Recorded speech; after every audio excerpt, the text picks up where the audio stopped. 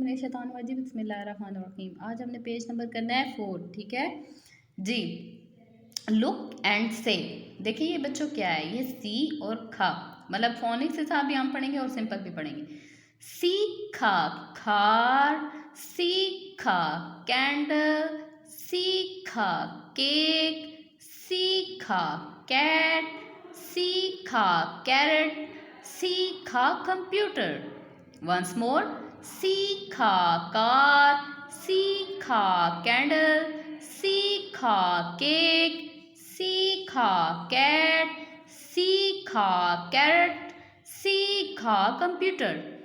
Once again, सीखा car, सीखा candle, सीखा केक, सीखा कैट, सीखा कैरेट, सीखा कंप्यूटर। ओके, नाउ हम अपने बॉक्स पे आते हैं।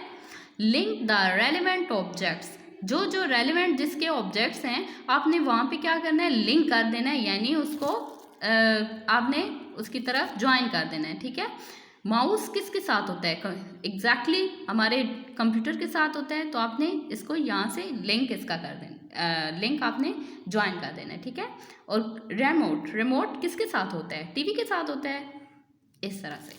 फिर आपने प्रैक्टिस करनी है राइटिंग सी की, ठीक है। जहाँ जहाँ डॉट्स हैं वहाँ पे आपने ज्वाइन कर देना है, ठीक है।